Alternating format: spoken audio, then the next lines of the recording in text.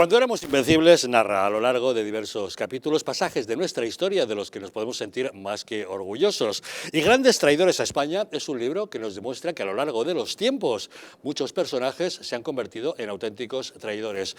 Es necesario conocerlos porque en España hemos tolerado que se acepte como cierto una falsa leyenda negra y lo que es peor, hemos aguantado que diversos personajes sean considerados como grandes personajes de nuestra historia cuando en realidad han sido grandes traidores. Hay que conocerlos. El mejor modo, entrando en su página web www.elgrancapitanediciones.es para pedir que nos envíen este libro cómodamente a casa. Se trata de un libro más que necesario, Grandes traidores a España, porque solo conociendo a los traidores del pasado podremos identificar a los enemigos del presente. Hoy la paz parece un poquito más cerca, 34 días después de iniciarse la guerra en Ucrania, pero las hostilidades siguen. El Estado Mayor de las Fuerzas Armadas ucranianas ha cifrado en unos 17.000 los soldados rusos muertos o heridos desde el comienzo de la contienda. Las tropas de Ucrania han recuperado el control de Irpin, un suburbio al noroeste de Kiev. Es ya la tercera zona de las inmediaciones que consiguen retomar, con lo que siguen impidiendo que el enemigo se haga con la capital. Los bombardeos se mantienen sobre Mariúpol, donde 160.000 personas permanecen atrapadas sin contar con servicios básicos como agua corriente, luz o calefacción. En la ciudad turca de Estambul se han reanudado las conversaciones entre las delegaciones de Rusia y Ucrania para intentar pactar un alto el fuego y de momento parece que se registran avances. Rusia aceptaría que Ucrania ingrese en la Unión Europea siempre y cuando no se integre en la OTAN. El punto de mayor fricción, aún no resuelto, es el reparto territorial, ya que Putin no puede justificar tantos muertos rusos sin haber obtenido algo.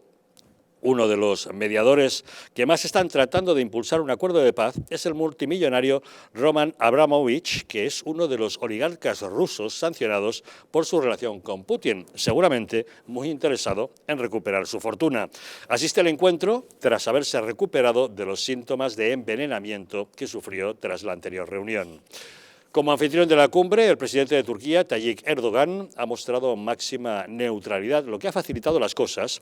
Y él, Erdogan, ha pedido a ambas partes un acuerdo para poner fin a la guerra. Ha dicho que una paz justa no tendrá perdedores. Her iki ülkenin meşru kaygılarını giderecek, uluslararası toplumun muteber kabul edeceği bir çözüme ulaşılması mümkündür. El presidente de Ucrania, Volodymyr Zelensky, quiere recuperar la totalidad del territorio, incluida Crimea, península que daba ya por perdida, y se muestra firme sobre mantener como ucraniano el Donbass. Exige dialogar cara a cara con Putin, algo que parece cada vez más factible.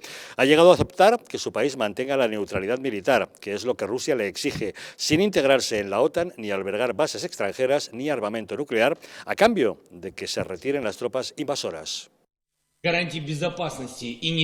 El punto de garantías de seguridad y neutralidad, estatus no nuclear de nuestro Estado, estamos listos para hacerlo. Este es comprensible para mí y se está estudiando cuidadosamente. Tenemos comunicación con nuestro analista Pablo Victoria. Don Pablo, muy buenas noches. Buenas noches, Javier. Encantado de estar aquí otra vez con vosotros. Bueno, ¿comparte usted conmigo un moderado optimismo tras ver las negociaciones de hoy en Estambul? ¿Parece que algunas posturas se van acercando? Bueno, yo creo que sí se están acercando algunas posturas, pero no es por la buena voluntad de Rusia, sino por los hechos específicos que están ocurriendo en todo el frente de batalla. Y es que Rusia no está ganando la guerra. Y, por supuesto, los ucranianos no están dispuestos a entregar ninguna parte de su territorio. Podrían inclusive entregar la neutralidad, porque Ucrania nunca fue una amenaza para Rusia. En cambio, Rusia siempre ha sido una amenaza para Ucrania, y no solo para Ucrania, sino para la Unión Europea, particularmente los países bálticos y los colindantes con Rusia. Eso dicho, tenemos que entender que, lo acaba de decir el señor Putin, que si hay una amenaza de extinción al pueblo ruso, pues él utilizará las armas nucleares. Mire, una frase de estas, una amenaza de estas solo puede provenir de una persona que está perdiendo la batalla de Ucrania. No solamente Ucrania está recuperando algunos territorios amenazados, sino que las bajas rusas y en material de guerra y en personal militar han sido sumamente cuantiosas. De manera que yo pienso que estas no han sido concesiones de los rusos, sino más bien forzados a conceder que no se pueden tomar el país. Con 120.000 hombres no se puede tomar un país de 630.000 kilómetros cuadrados, de la extensión de Ucrania y 48 millones de personas que viven allí. Eso es imposible y sobre todo no se pueden tomar las ciudades porque las guerras urbanas son sumamente... la pérdida de hombres y material es enorme y además tendrían que tener una fuerza por lo menos de 10-1 para tomarse las ciudades ucranianas. De manera que esto es un retroceso de los rusos forzados por la realidad de las pérdidas y de la guerra que se les está viniendo encima.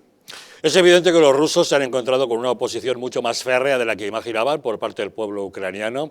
Además, según el Ministerio de Defensa de Ucrania, son 17.000 los soldados rusos muertos o heridos. Ignoramos si la cifra será correcta o no, pero es verdad que da la impresión de que está buscando ya Putin una solución. Pero lo que sí creo que es un gran avance es el hecho de que Rusia acepte que Ucrania se integre en la Unión Europea siempre y cuando no lo haga en la OTAN y que Zelensky acepte no entrar en la Alianza Atlántica siempre y cuando le garanticen la seguridad. Es un paso. Sí, claro, ese es un paso, pero fíjate, Javier, que la OTAN nunca fue realmente, sobre todo ahora, después de la caída del muro de Berlín, no ha sido una amenaza contra Rusia de ninguna manera. Y la prueba es que en este momento solamente han fortificado sus efectivos militares y materiales de guerra, etcétera, pero no han dado un paso para invadir Rusia o ni siquiera proporcionar una exclusión aérea sobre Ucrania. De manera que la OTAN no es realmente una amenaza, sino más bien que está intentando defender de una posible amenaza de invasión a los países bálticos y a los países colindantes con Rusia.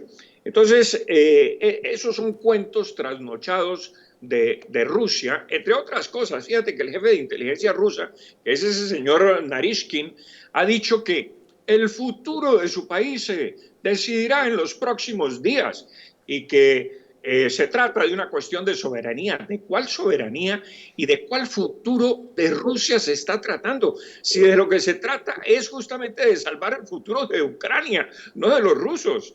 De manera que esta gente está perdiendo la guerra, está acorralada, se está viendo con unos aprietos sumamente grandes en materia económica y yo creo que estamos quizás a puertas de un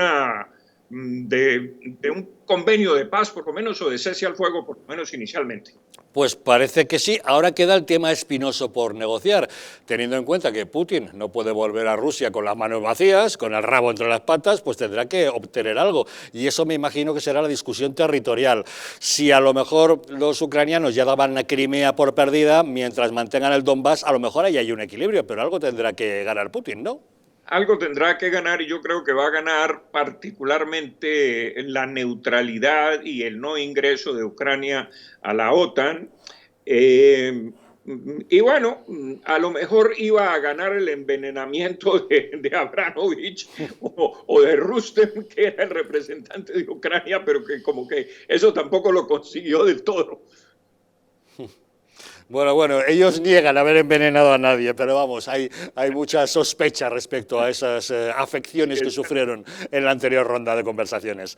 Don Pablo Victoria, muchísimas gracias, como siempre, por acompañarnos en Los Intocables. Un saludo. Don David, ¿usted cómo lo ve?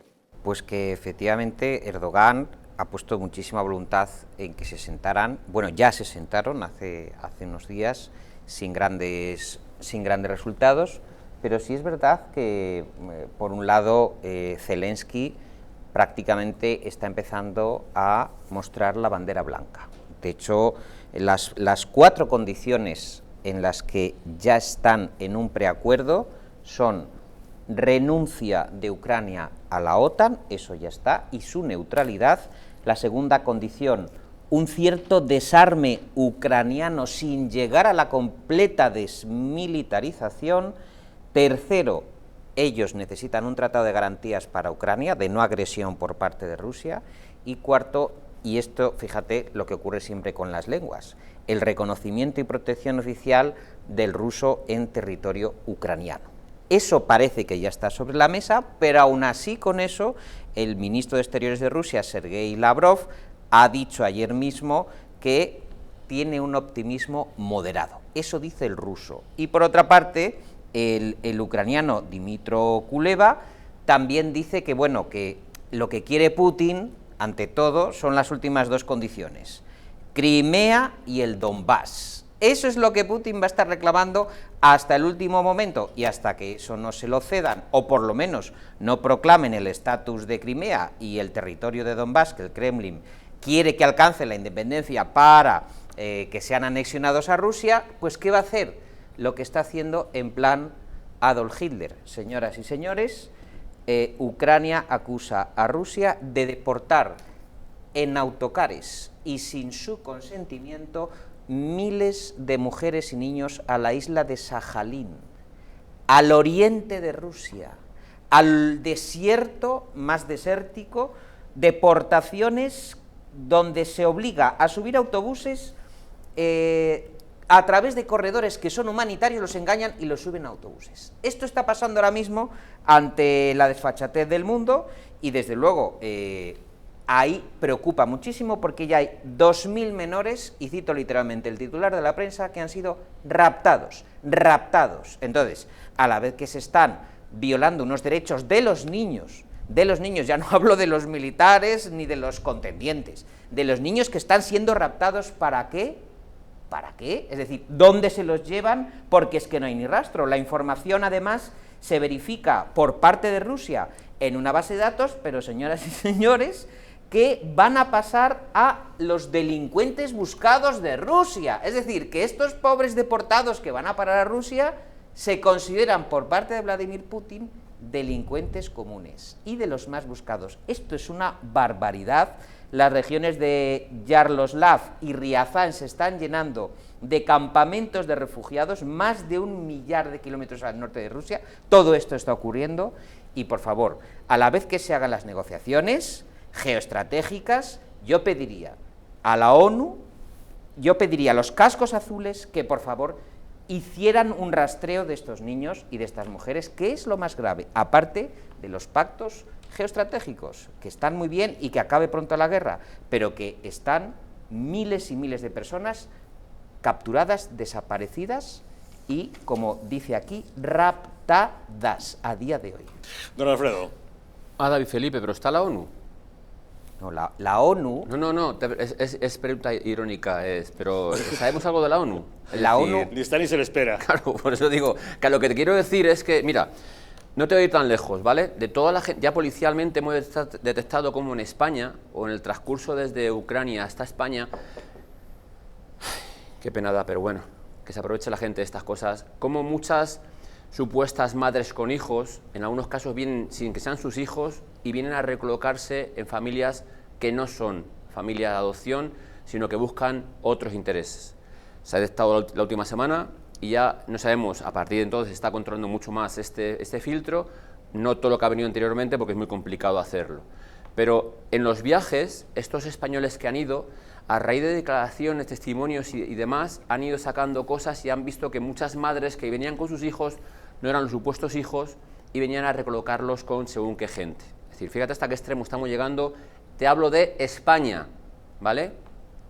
No de los españoles, sino de estas mafias que se aprovechan de esas crisis humanitarias para lo que tú has dicho, tráfico de niños, tráfico de mujeres, tráfico de chicas. Es decir, que algún hijo de su madre se aproveche de estas crisis humanitarias para su propio beneficio, desde luego eso debería ser, sí que debería ser un delito de lesa humanidad y debería ser fusilado a amanecer, por decirlo de alguna forma gráfica. Tan difícil es, Alfredo, controlar, registrar las entradas, registrar la documentación, entrevistar a esos muchachos y a esas familias para saber cuál es su destino e impedir que caigan en las manos de las mafias, digo yo, porque hay fronteras, porque los traen nuestros amigos españoles en coches y en autobuses para ver el destino final, que no son tantos millones, son unos miles. Contrólense aquí. Te diré que es muy complicado, por muchos casos los niños tienen tanto miedo que no hablan.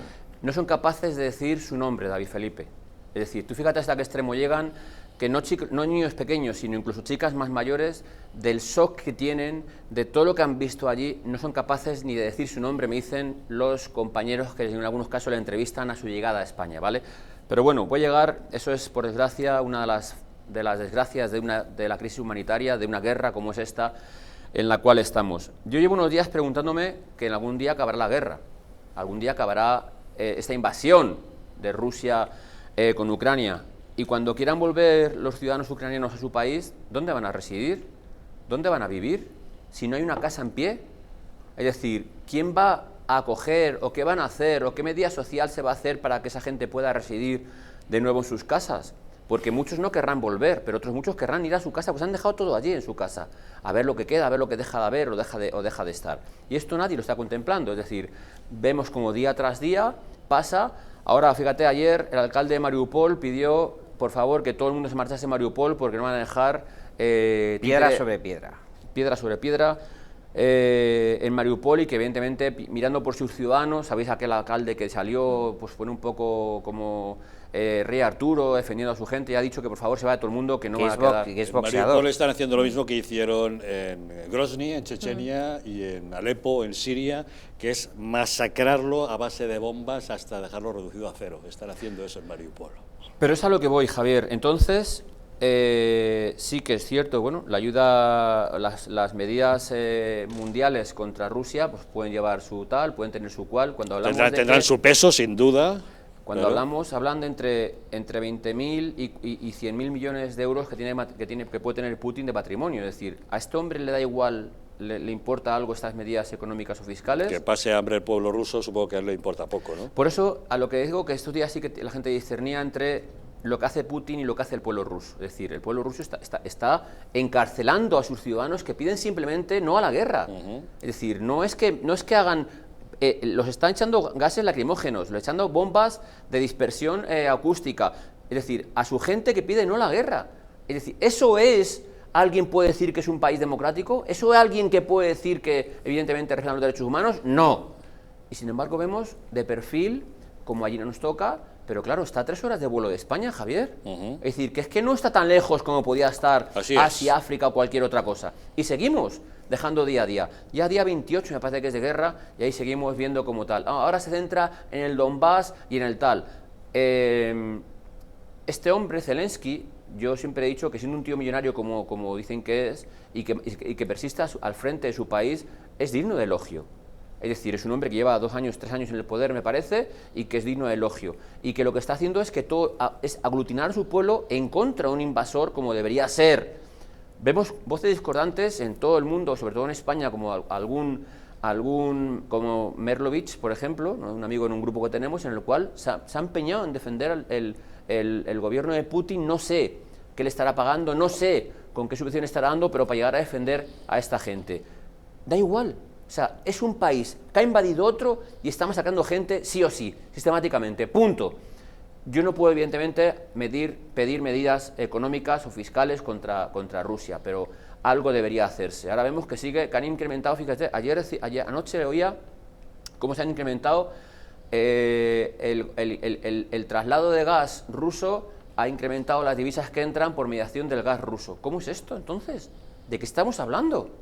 Es decir, yo no entiendo, Javier, desde luego yo no entiendo, pero aquí algo se está haciendo mal o medianamente mal. El que está perdiendo es el pueblo ucraniano. No debemos permitir, como ha dicho David Felipe, los aprovechados con las crisis humanitarias, que debemos ser todos solidarios con esta pobre gente y desde luego que cuando el día que acabe, veremos a ver, será otra crisis para esa pobre gente que quiera volver a su país y no tenga donde caerse muerto, que esa es la pena. Ana.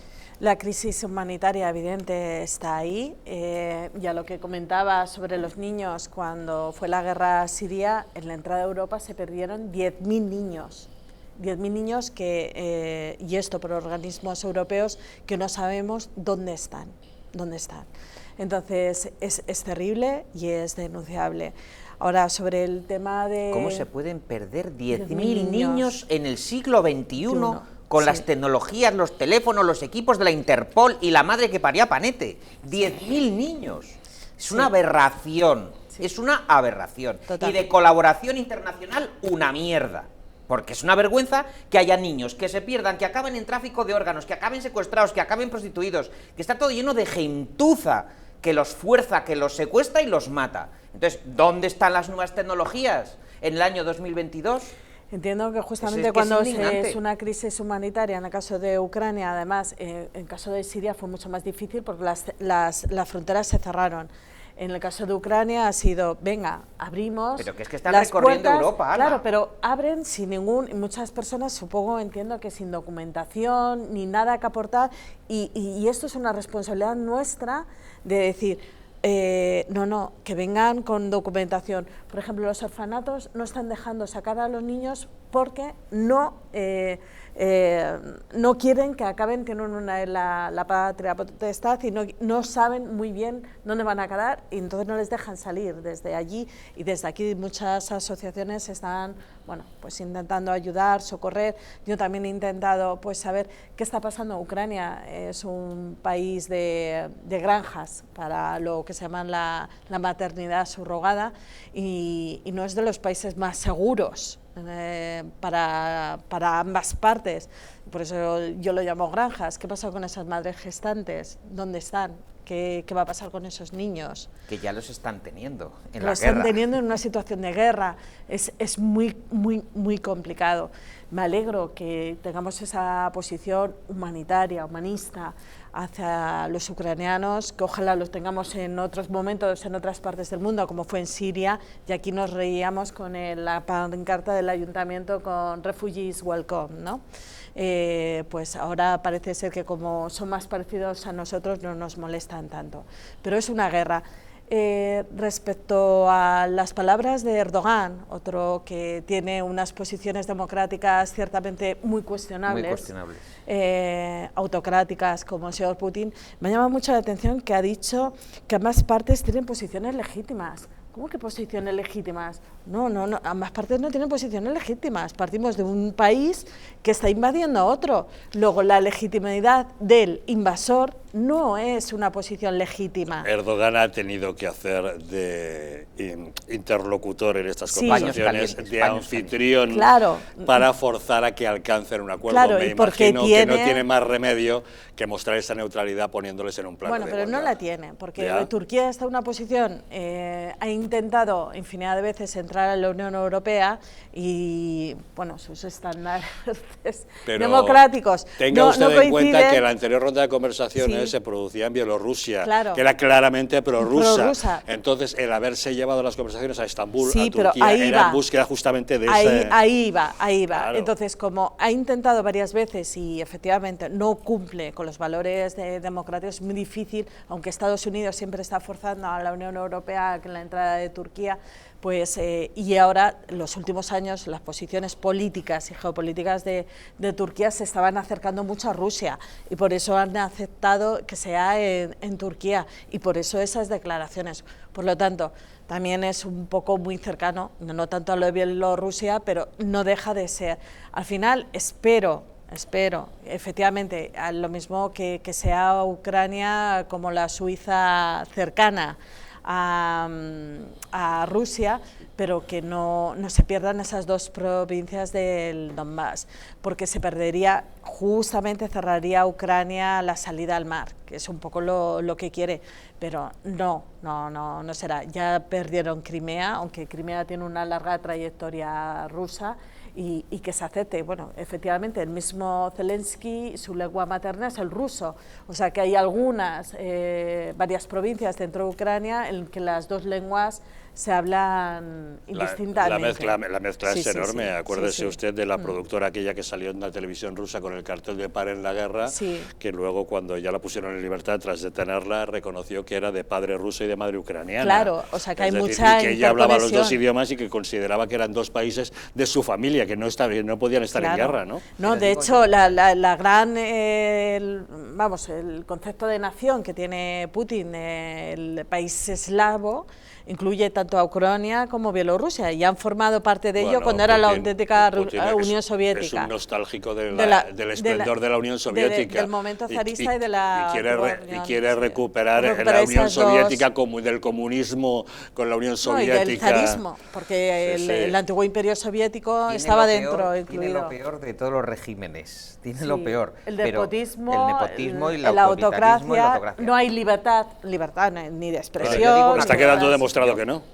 Que no hay libertad, ya te digo, cuando alguien se manifiesta, le detienen. El otro día vimos a esa anciana, la que detenían por llevar un cartelito de no a la guerra. Pero por otra parte, me alegro enormemente que todos aquellos también, muchos nostálgicos españoles y europeos que veían a Putin en un modelo maravilloso, que estaba en contra de la globalización, en contra de los progres, todos los de Podemos que empezaron apoyándole y acusando a la OTAN de haber provocado. ¿Se acuerda usted que al principio del conflicto acusaban a la OTAN de haber provocado y se alineaban con Putin, todos los de Podemos? Los líderes eran justamente Abascal, Orbán, el señor, la señora Abascal no ha hecho ninguna declaración en favor de Putin en este conflicto. Bueno, es que tuvo que borrar los tweets. No, pero... anterior. Es que entonces era su modelo. Antes de la guerra. Claro, que era su modelo. ¿Qué tiene que ver si antes que yo digo que me alegro que vean la verdadera cara. No, pero yo le estoy hablando de los de Podemos. Cuando se produce la invasión de los rusos sobre Ucrania, dicen que los rusos están defendiendo ante la provocación de la OTAN. La barbaridad que dijeron los de Podemos. Lo que dijeron en ese momento es me imagino que ellos sí que son nostálgicos de la Unión Soviética comunista, me imagino, ¿no? Estaban soñando con que volviera el esplendor. Yo estaba diciendo aquellos nostálgicos de los modelos autocráticos y dictatoriales que les parecía un nombre de bien y de valores. Como Cuba. Estoy hablando del señor Putin y de aquellos líderes europeos que le veían como un señor de orden con los valores. Pues quienes le vieran así se habrán equivocado. Se están borrando los tweets. Muy bien, ¿qué hacen? Orbán. Con lejía los tienen que borrar. Sí, el propio Abascal también, porque le veía un señor que con los valores frente a los progres. Esto era un señor maravilloso. Pero ya fíjate cómo estará viendo a su pueblo Zelensky, que ya dice que someterá a un referéndum cualquier acuerdo que llegue con Rusia. Es decir, ya el hombre ya dice que igual delega el Donbass, ya delega simplemente porque decir que se acabe la guerra porque está viendo que no van a dejar nada que gobernar. Es que les están masacrando. Eso, o sea, todo claro en ese sentido. Claro. Y este hombre dice, porque es que lo que dicen los periodistas en el terreno es que incluso los prorrusos se están dando la vuelta. Es decir, los que había prorrusos en las dos autonomías que dijo Putin que eran suyas, ya están diciendo que no quieren nada con esta gente porque están dejando todo como un heral. Es decir, y están volviéndose a ser tal. O sea, es decir, lo que están consiguiendo es que tanto los de un lado como de otro se aglutinen alrededor de Zelensky, sea como sea, que no tengo ni idea. Por salvar su país, efectivamente, si Donetsk y Lugansk había más población prorrusa, pero hasta los de allí están diciendo que no pueden soportar esta destrucción, lógicamente lo único que quieren es que acabe la guerra, me imagino. Eso es, los geopolíticos dicen eso, es decir, que no solo se le ha ido de las manos a tal, de hecho ya van por el séptimo general muerto por parte de tal, es decir, lo que están diciendo los europeos o los internacionales es que las comunicaciones de los rusos son muy malas, obsoletas, muy antiguas y que por ahí se les está puntualizando y le están liquidando con ellos, que evidentemente cuando vemos cómo los gitanos rumanos se llevan los tanques con los tractores, me parece lamentable y penoso, pero ahí es lo que hay. Sí que es cierto que el oscurantismo ruso no sabemos cuántas víctimas hay, aunque llegan a reconocer 10, 14, 15.000 personas, no sabemos si es verdad o mentira, pero desde luego nada más que hay que ver las imágenes de las ciudades, cómo las están dejando, y yo, Javier, tengo claro que eso no es una guerra, eso es una masacre de una ciudadanía, masacre de una cosa internacional, de una ciudad internacional o de un país internacional, y que digo que es lamentable cómo está quedando. Aunque aglutinen a todos los ucranianos bajo una misma bandera, aunque aglutinen a los extremistas de un lado y de otro bajo una misma bandera, desde luego poco va a quedar luego que defender. Tú no puedes prometer a Zelensky que le vas a apoyar, que estás en el abrigo occidental, que estás en el paraguas de una futura OTAN que te va con los brazos abiertos a apoyar, y de Europa y de Estados Unidos. No puede ser un Joe Biden que chochea y decir que esto es una vergüenza y dejar abandonada a una nación entera, y contemplando los telediarios como es masacrada y triturada. Entonces, pues eso ha hecho Joe Biden. Eso es lo que ha hecho Joe Biden. Entonces, yo entiendo que a lo mejor Zelensky, preguntado ahora, tiempo después, un mes después, ¿qué decisión hubiera tomado al principio de la guerra, cuando el comando del líder checheno, Ramzan Kadyrov de las barbas, que está trastornado, con unos escuadrones de élite, intentaron matarlo a él y a otros líderes ucranianos? ¿Realmente él se hubiera exiliado y hubiera dejado que Putin pusiese un gobierno títere desde Moscú para evitar esta matanza y esta destrucción patrimonial y esta destrucción de Ucrania entera? Pues a lo mejor ahora Zelensky, visto el destrozo y vista ninguna ayuda que ha obtenido por parte de la OTAN, salvo, bueno, el rearme, darle armas, vale, bien, pero yo creo que él esperaba otra cosa. Claro, la otra cosa que él esperaba se llama Tercera Guerra Mundial, y eso no podía ser. Quizá ahora, a toro pasado, Zelensky diría, pues a lo mejor me exilio, me voy a París, me voy a Berlín, me voy a Madrid oye, que entre Putin, que ponga a un ruso al frente de Ucrania y ni un solo muerto.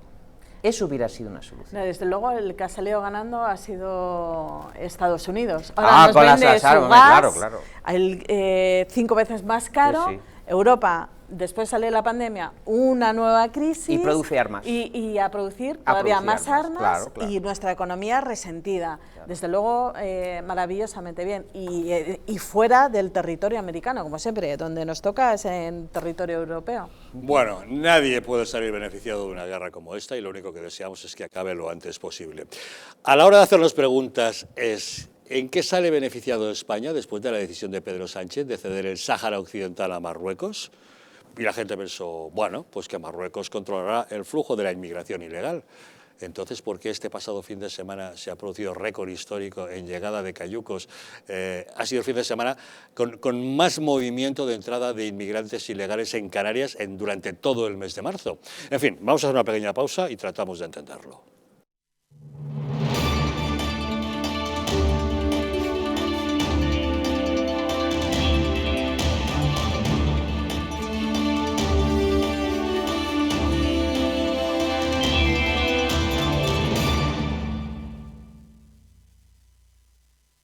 Si quieres que tu casa sea el lugar más seguro, libre de virus, bacterias y sustancias nocivas, Bioenergy es la solución. Con su sistema de filtrado, el más potente del mercado, y su sistema de ionización, conseguirás que en tu casa estés como en plena naturaleza. Si tienes problemas de asma, alergias, EPOC, mala circulación o descansas mal, llama al teléfono de Bioenergy y te informaremos. Además, estamos con precio de lanzamiento de un 50% de descuento. Sí, lo has oído bien, un 50%. Bioenergy, mejora tu salud y la de tu familia. El cuidado de la flora intestinal es esencial para el bienestar digestivo, el metabolismo y el sistema inmunitario. La combinación de prebióticos y probióticos de Symbiolin Megaflora, con 2 mezclas estandarizadas de LA5 y BB12, aporta más de 35 billones de microorganismos vivos. Y la vitamina B6 contribuye al metabolismo energético normal. Symbiolin Megaflora, de Mundo Natural.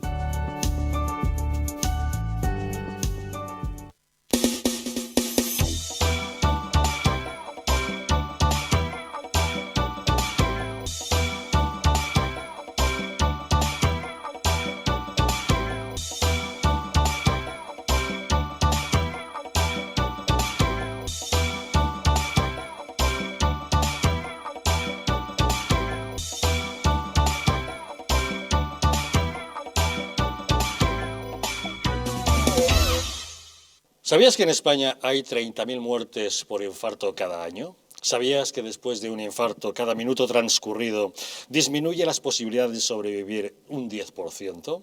¿Sabías que una ambulancia de media tarda en llegar a nuestra casa entre 10 y 12 minutos, produciéndose 3 de cada 4 infartos en nuestro hogar?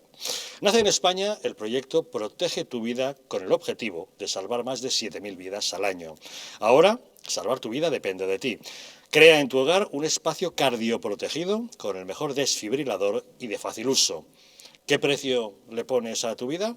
Llama ahora al teléfono 900-730-061 o entra en nuestra página web www.protegetuvida.eu y verás que proteger tu vida cuesta muy poco. El estrés, la ansiedad y un ritmo acelerado de vida influyen de forma directa en la calidad de nuestro sueño. Calm Plus de Mundo Natural es una combinación de aminoácidos esenciales como el L-triptófano, precursor de la serotonina, y la vitamina B6, que contribuye al funcionamiento normal del sistema nervioso y a disminuir el cansancio y la fatiga. Vive con tranquilidad. Calm Plus de Mundo Natural.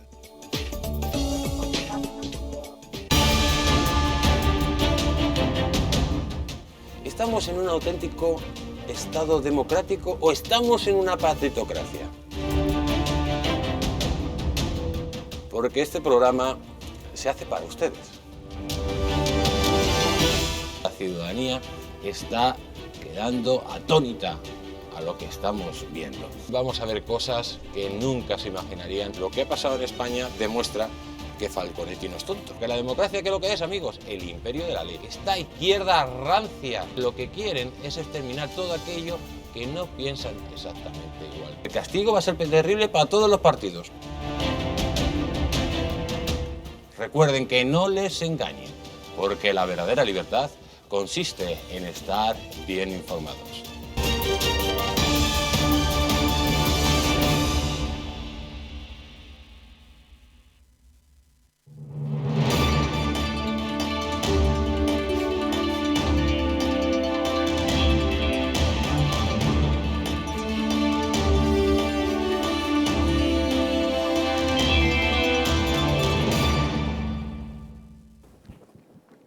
El principal riesgo de tener alto el colesterol son las enfermedades cardiovasculares. Existen determinados factores que pueden influir a la hora de padecerlos.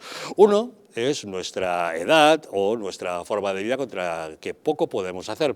Otras, en cambio, sí que podemos alterarlo a base de llevar un tipo de vida saludable. Por eso hoy les hablamos de Divecol Forte, que es de Mundo Natural, un complemento alimenticio que incorpora la coenzima Q10 y el extracto de cardo mariano y levadura de arroz rojo, porque está demostrado que una ingesta diaria de 10 miligramos de monacolina K procedente de preparados fermentados de arroz de levadura roja contribuye a mantener niveles normales de colesterol sanguíneo. Así que no lo olviden. Divecol Forte de Mundo Natural, de venta en parafarmacias y tiendas especializadas, en el teléfono 91-446-0000 o en su página web parafarmaciamundonatural.es. La decisión de Pedro Sánchez de entregar el Sáhara Occidental a Marruecos resulta que sigue pendiente todavía de explicación por parte del presidente del Gobierno, que no ha detallado los pormenores de ese presunto acuerdo. Todos los analistas coinciden en que una cesión de esas características debería llevar aparejado un compromiso por parte de Rabat para controlar el flujo de inmigración ilegal hacia territorio español. Sin embargo, el pasado fin de semana ha sido el de mayor afluencia de pateras a Canarias en todo marzo. En concreto, Salvamento Marítimo contabilizó 272 inmigrantes llegados a las islas en poco más de 48 horas. Todos ellos procedentes de Marruecos. Según datos del Ministerio del Interior, la entrada de inmigrantes irregulares en territorio español a través de Canarias desde las costas marroquíes se ha incrementado un 115% en los 3 primeros meses de 2022 respecto al mismo periodo del año anterior, un total de 5.552 ilegales frente a los 2.580 llegados de enero a marzo de 2021. Don Alfredo, el problema de la inmigración del que hemos hablado ya en millones de ocasiones, de la falta de medios también en muchas ocasiones de la policía y Guardia Civil para poderlo controlar y combatir, y evidentemente del grifo que abre y cierra Marruecos en función de sus intereses, ¿no? ¿Pero usted ha visto que ningún medio ha dicho nada al respecto, Javier? Es decir, llevamos los 3 meses que hay más inmigración en los últimos años y ningún medio ha dicho nada al respecto de ello. Es decir, los compañeros saturados de trabajo, que yo sigo diciendo que hay que ser 100% solidario, pero 101% seguros. No hay que comparar una crisis con otra, porque en Ucrania están saliendo mujeres y niños, pero los jóvenes tienen que darse allí a combatir. Y aquí son todos hombres casualmente, es decir, apenas hay mujeres y apenas hay niños, y que casualmente vienen muy formados y muy fuertes con respecto a donde salen, que no sé por qué motivo pero bueno. Pero a lo que voy, no hay ningún medio de comunicación que se preocupe de esta invasión otra vez, de este salto de... Hace no tanto estábamos hablando en Melilla, de nuevo, el Monte Gurugú está con 10.000 personas esperando la ocasión de saltar, y se han producido ya 2 saltos en las últimas semanas de las que sí hemos dado referencia aquí, efectivamente. Cierto. Mire, Javier, leí esta tarde que me he quedado sorprendido porque el presidente del gobierno de Marruecos ha dicho en una entrevista a un medio marroquí que Ceuta y Melilla son marroquíes como el Sáhara, que se va a ocupar del Sáhara y que a continuación vendrá Ceuta y Melilla. Esto lo ha dicho, lo tienen los medios de comunicación escrita y digital, el presidente del gobierno de Marruecos, es decir, su primer ministro. ¿Esto no es preocupante? Absolutamente. Porque entonces, si hay una buena voluntad por parte de España, o al menos eso es lo que parecía que intentaba Pedro Sánchez, de entregarle el Sáhara, si resulta que ya están reclamando Ceuta y Melilla, es como parecía, bueno, pues el Sáhara tampoco, claro que no. Bien, primera. Segunda, Javier, a mí me hace gracia cuando oí el otro día al ministro de Asuntos Exteriores, Álvarez, me parece que se llama. José Manuel Álvarez. En el cual se enteró en la rueda de prensa cuando le preguntan por la carta que mandó, supuestamente, o así ha sido, no lo tengo yo, porque evidentemente no he visto quién se la ha mandado ni reenviado. El presidente del gobierno de España se la envió al rey de Marruecos. Correcto. Es decir, nuestro responsable de Asuntos Exteriores se entera de una carta que se envía a un gobierno exterior en el cual cambia de postura después de 45 años y se entera en ese momento porque la prensa se lo dice. ¿Esto realmente es nuestra política internacional que tenemos en este gobierno de España, dentro del Reino de España? Pues Javier, mire, yo no sé que no hace falta ser muy espabilado para decir que algo está muy mal hecho, requete mal hecho. Siempre le puedo decir que siempre que el gobierno de Marruecos ha visto que el gobierno de España es débil, siempre hemos tenido crisis migratoria, pero a mansalva. La última fue como consecuencia, recuerda, de los 10-12.000 que aún no ha reconocido el gobierno de España cuántos entraron por la frontera con Ceuta, engañados, llevados, como usted quiera. Sí, sí. Pero entre 10.000 y 12.000 mínimo, no sé cuántos, que se colaron en Ceuta, sí. Abiertas las puertas por parte de los policías marroquíes para que entrasen. Bien, esa fue la última. Como consecuencia de esa crisis, la ministra... Como respuesta a lo de Brahim Ghali por aceptarlo en España. Correcto. Como consecuencia de esa crisis, la ministra de Asuntos Exteriores fue dimitida o dimitió. Llámelo usted como usted quiera. Ahora se encuentra este hombre que amenazó con dimitir. Yo me acuerdo escuchar en esa rueda de prensa y amenazó con que si los términos no iban a ser conscientes, si lo que estaban diciendo no era real, tal, igual debería dimitir o tendrá que dimitir. No dimitió, evidentemente aquí no se va nadie ni con agua caliente, pero podía haber sido como el señor Asunción, que dijo que se iba y se fue. Es decir, en su casa dijo que se iba y no volvía y se fue. No es que pongo mi cargo a disposición para que entiendan. No, si dimito y me voy, no hay más. No lo hizo. ¿Vale? Pero bueno, es a lo que voy. Si como consecuencia de esas cosas que no han explicado en qué términos y condiciones, que hemos dejado a los saharauis vendidos después de 45 años, siendo un territorio español, que es que no hablamos de un territorio marroquí, sino siendo un territorio español, y ahora salen con esas declaraciones de hoy del presidente del gobierno de Marruecos, repito, incido, insisto, primer ministro de Marruecos, con que Ceuta y Melilla son marroquíes como el Sáhara. Javier, yo creo que esto es más que injustificable y desde luego más de uno verá más de una explicación. Y pinta mal, efectivamente, Ana. Bueno, me ha llamado la atención que utilizaras la palabra invasión y cuando hay movimientos migratorios de otros países no lo llames invasión. Las personas migran por diferentes motivos. Migran por cuestiones de guerra, por motivos sociales, económicos, ideológicos, políticos, y por eso salen de sus respectivos países. Ninguno quiere salir porque a todos nos encanta estar donde hemos nacido, donde está nuestra familia, nuestro arraigo personal, con nuestras familias y cuando una persona... ¿Cuántos se van a Gibraltar, que está más cerca que España? ¿Cuántos de estas pateras paran en Gibraltar? Pues no lo sé, no... Ninguna. Cero, tengo, Ana. no tengo el dato. Simplemente es un comentario para que los espectadores sepan. Sí, pero evidentemente entiendo que también es un territorio mucho más pequeño y a lo mejor es simplemente por la cuestión de cómo poder acceder a determinada costa que a otro, y a lo mejor las dificultades que pueda tener mismamente de acceso, que un peñón, que vayas a una playa abierta. Probablemente sea eso. En cualquier caso, vuelvo a insistir que me llama mucho la atención que para determinadas cosas utilices el término invasión y para otras cosas no. Hombre, es que están huyendo de la guerra, no tiene nada que ver, ¿eh? Te digo que el término migrante, es que hablamos, y migrante, si me permites, por favor, que el término migrante es tanto aquel que sale de su país de origen, ya sea por motivo de guerra, por motivos políticos, por motivos ideológicos, por motivos de salud. Por cualquier tipo de motivos, claro, pues ya está. Pero cuando por eso te digo que me llama mucho la atención que lo utilices. alrededor de Monteurugú llevan durante semanas o meses esperando para poder saltar. Que sí, pero lo que antes hemos hablado de un conflicto de guerra y no te he escuchado la palabra invasión. Porque lo que no te lo he escuchado sobre los 4 millones de personas. Porque los refugiados ucranianos no están invadiendo otros países tomándolos al asalto. Usted recordará abrimos la que puerta, los 10.000 que entraron asaltando Ceuta fue de un modo agresivo. Sí, pero que no, o sea, atacando, asaltando. Javier, o sea, Javier, llame usted como quiera, pero asaltaron Ceuta.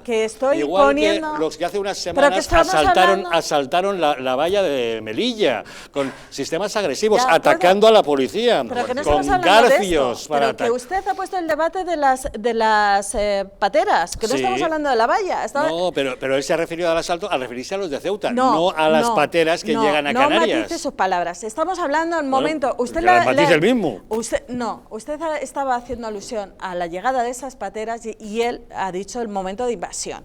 Entonces, es por eso que yo pongo el acento que los migrantes salen por diferentes motivos y que desde Europa, en unos casos, o determinados partidos políticos o determinadas personas por su ideología, en unos casos les parece invasión y en otros casos no. Los 12.000 que pasaron en Ceuta iban a Ceuta porque le dijeron que iban a ver un partido de fútbol, que era un partido deportivo, que iban a Mejor Vida, que era un motivo económico, y pasaron 12.000 en 2 horas. Eso es otro motivo también, que eran migrantes. Claro, hay miles de motivos por los cuales las personas dejan. O 100.000, está claro, eso está claro. Son los flujos migratorios y están en todo el mundo, no solo en España. España es la frontera sur de Europa. Luego, referente al momento de si Pedro Sánchez, bueno, pues Pedro Sánchez no es de los primeros que recogen esa declaración, esa propuesta del 2007 de la autonomía del Sáhara. El que primero lo lleva es Estados Unidos, luego lo reconoce Francia y lo reconoce también Bélgica y otros países europeos. Y ahora está Marruecos realizando también esa iniciativa para el resto de países europeos para que reconozcan como la solución al problema saharaui. Pero que llevamos desde el año 75 el Sáhara, en una posición como antigua colonia, lo tenemos totalmente abandonado. Lo que sí, los que han estado apoyando al pueblo saharaui han sido partidos de izquierda. Lo que me llama mucho la atención es que ahora los partidos de derecha de repente, que estaban ahí los saharauis, después de que les dejamos y el Sáhara desde el año 75. No, lo que han dicho es que de repente en 45 años hemos cambiado de opinión. No, es más, venían también en balsas como estas. Bueno, pero entonces no les pedíamos el pasaporte. ¿Cuántas mujeres si eran aquí? marroquíes o ¿Cuántas mujeres vienen aquí? ¿Cuántas mujeres? Cuéntame cuántas mujeres hay aquí. ¿Cuántos niños hay aquí? Pues llegan muchos niños. Ahora, defíneme igual el último incremento de agresiones sexuales en grupo o individualmente por parte de marroquíes o magrebíes. A mí me importa como policía, claro que me importa. Es que no estamos hablando de eso. Sí, te lo hablo yo.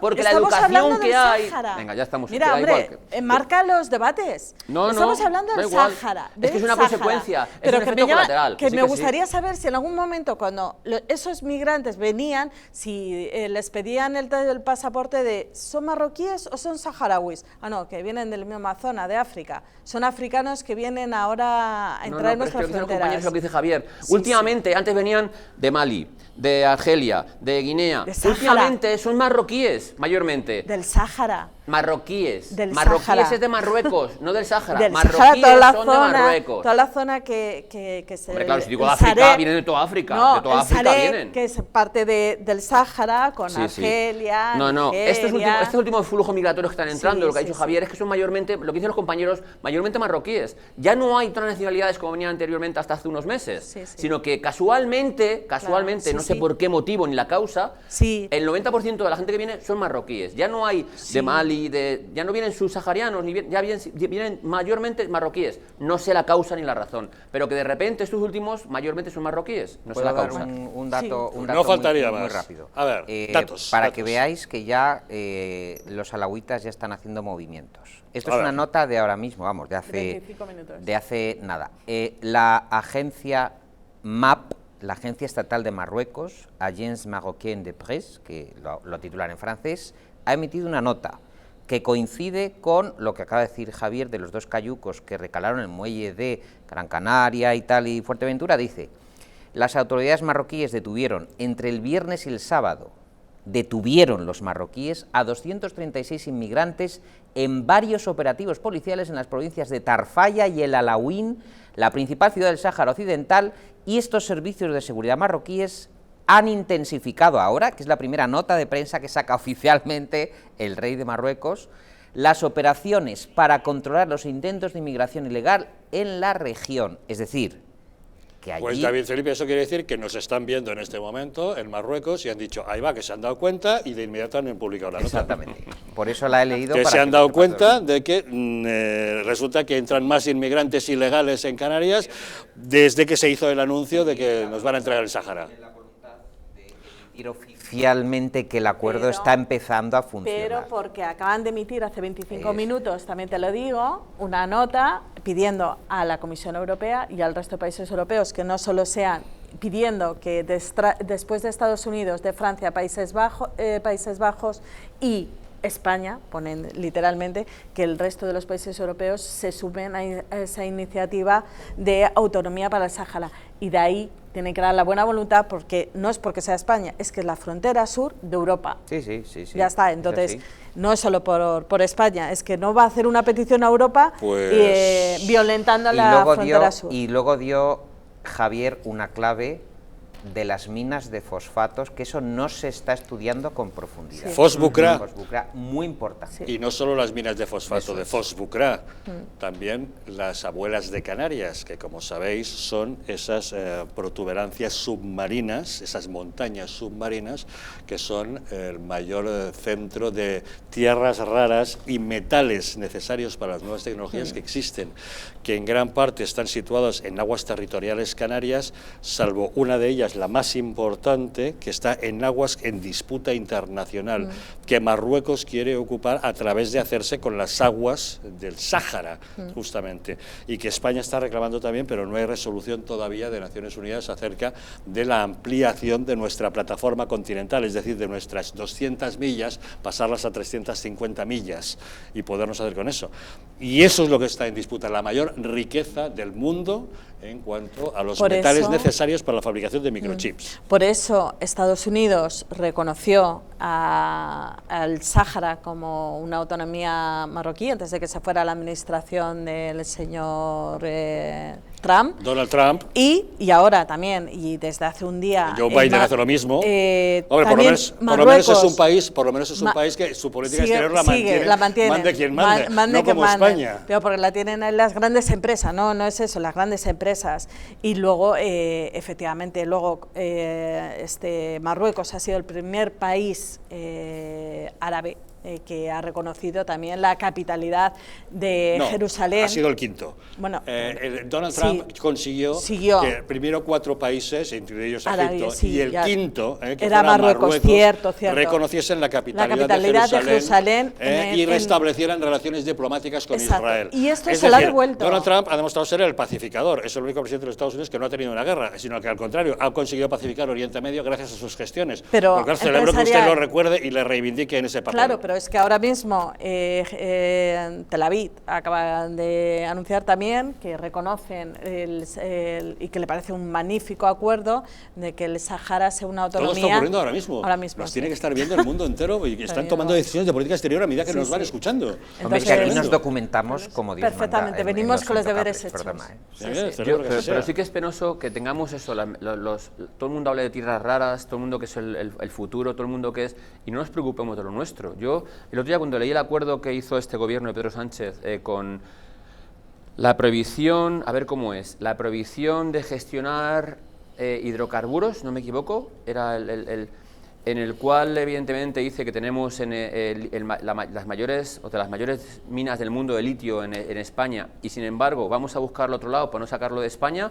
Conforme estamos en España, no se puede modificar esta ley y cambiarlo para que esta gente pueda ser. O sea, España siempre ha sido minera de por sí, con un amplio historial al respecto de ello. ¿Por qué motivo no buscamos sacar las tierras raras, el sacar el litio, el sacar...? Pero si cuando pretendimos sacar petróleo justamente de las costas canarias se nos echaron encima los medioambientalistas y una serie de gente diciendo que estropeaba el paisaje para los turistas, y no estamos explotando el petróleo que hay en las Canarias, y justamente allí está Marruecos mirando a ver si puede hacerse con el control de esas aguas o encontrar alguna bolsa submarina en el lado de sus aguas territoriales que chupe ese petróleo que es español. Ya, pero alguien tendrá que tener un poquito de sentido común, Javier. Ya estamos ya con la... Ahora ya no queremos centrales. Ahora en Europa las centrales nucleares son verdes, ya están consideradas verdes. Ahora no se puede invertir en centrales nucleares.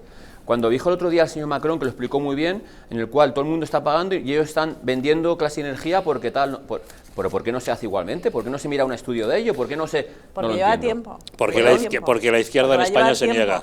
Y el hecho de que se haya aprobado las centrales nucleares como una energía verde es viendo el tablero geoestratégico que estaba pasando en Europa y no quedaba otra. Y también porque ahora los motores de las centrales ha cambiado mucho a como eran antes. Sí, pero hace si 25, Francia va a hacer 20. Ahora sí aceptamos la nuclear, perfecto, pues empecemos a construir reactores. Pero lleva tiempo, no es una medida de un día para otro. Por eso, pero Francia ha aceptado, me parece que hacer 20, si no me equivoco, y España seguimos en el 0. Bueno, pero España, y por eso la han aceptado que sea una isla con respecto a Europa, porque tiene la inversión en las energías alternativas, puede ser el sol, el viento, las renovables, tienen mucho frente a otros países europeos. Es la segunda de Europa por detrás de Alemania. Entonces por eso nos han dejado ser una isla. ¿Cuál es la lección de todo esto? Que los amos del poder, los amos del mundo, abandonan a los pueblos a su suerte. Totalmente. Abandonan a los ucranianos, abandonan al pueblo saharaui. Mandan las empresas. En Argelia, en campamentos allí que están languideciendo,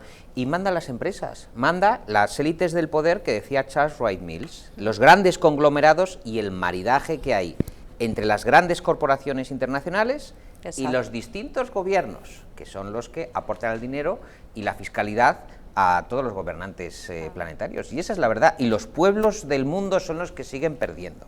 Y los que pierden la vida y los que pierden todo, sus casas y sus hogares. Y esa es la verdad. Pero, David Felipe, aunque estas grandes oligarcas, por decirlo de alguna forma, que veamos que son los que impiden, Javier y yo tenemos amigos que son muy altos productores en aceite aquí en España, en los cuales lleva muchísimo tiempo reclamando que el aceite que llega de Marruecos es de peor calidad, está peor tratado, es mucho peor que el español, y sin embargo se fomenta, se respalda o se compra o se gestiona, se vende como tal. ¿Por qué motivo se hace esto? ¿Por qué motivo no miras por lo español primero y luego por lo de fuera? Por el comercio internacional se deja, o sea, las empresas compran, porque el libre comercio está, y hay acuerdos y compran. El problema está en la parte de fiscalización, porque en las etiquetas finales, o sea, pues yo qué sé, pasan con los espárragos, en vez de ser de Navarra, pues los traen de China, pero luego el etiquetado lo ponen, o de China. De China traen mucho. Con la carretilla son de Chile. Pero traen, la cuestión es el etiquetado. Al final es qué parte tienes ahí, porque es un engaño al consumidor final, porque no estás consumiendo ese producto, simplemente lo importan. Y lo hemos traído el problema con el carbón. Llegaba un montón de carbón al final a diferentes partes de España y lo traían desde Chile. Pero en Europa lo estaban vendiendo porque también tenían un porcentaje de ayuda al carbón, al precio no de Chile, sino a precio de como si fuera carbón europeo. ¿Y quién se lucra de todas estas cosas? Al final lo que dice Felipe, Hay una muchas cosa- empresas que... Pues se fíjese benefician qué de pasa ello. con la política agrícola común, que resulta que ahora tenemos problemas de trigo porque Ucrania es el granero de Europa y nosotros, que éramos antes el granero de Europa, ya no cosechamos trigo porque por la política agrícola común se dejó otras cosas. Y ahora tenemos una serie de territorios en los que tenemos que pedir permiso a Bruselas para ver si nos vuelven a dejar que volvamos a plantar trigo y cebada. Pero fíjese, Javier, yo me sorprendí el otro día con el ministro de Agricultura, yo soy de Aranda de Duero, y el ministro de Agricultura me salió con que iba a permitir ahora en marzo el plantar en los barbechos. Qué poco sabe de agricultura, Javier, qué poco. O sea, en España se planta en noviembre, diciembre, enero, según el tipo de cosecha que sea, y se recoge, no da tiempo a plantar, porque cuando llegue el verano, la primera verano, ya no va a haber miga, ya no va a haber. Entonces, por eso digo que... Alfredo, ¿quién está hablando del campo Así es. después de la campaña de las elecciones a Castilla y León? ¡Nadie! Porque se ha Efectivamente. utilizado al agricultor y al granjero y hasta luego, Lucas. Y que Don queremos- David Felipe Arranz, Bueno. gracias. Buenas noches. Muchas Buenas gracias, Ana Isabel Ruiz. Gracias. Gracias, Alfredo Perdiguero. Un placer, gracias, Javier. Gracias también a todos ustedes por habernos acompañado. No se vayan lejos, que ahora les dejamos con la película esta noche Tres aventureros, una película protagonizada por Alain Delon y Lino Ventura, que nos narra las peripecias de tres amigos con espíritu aventurero que deciden embarcarse hacia el Congo para localizar a un avión que se ha hundido con un enorme tesoro oculto. Lo malo es que les persiguen unos mercenarios que andan detrás de lo mismo. Disfruten ustedes de la película, que nosotros les esperamos mañana nuevamente aquí, en Los Intocables.